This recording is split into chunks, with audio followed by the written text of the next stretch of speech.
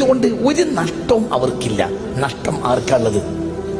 പറ, ആർക്കാ നഷ്ടം സംഭവിക്കുക? മുസ്ലിമീങ്ങൾക്ക്.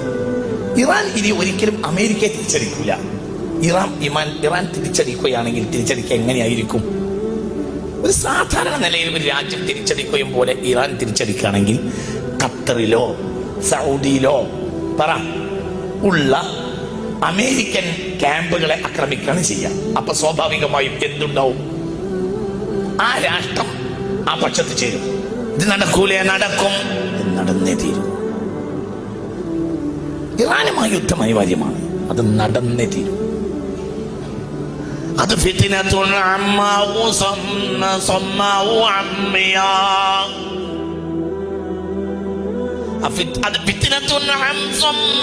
അമ്മിയാ.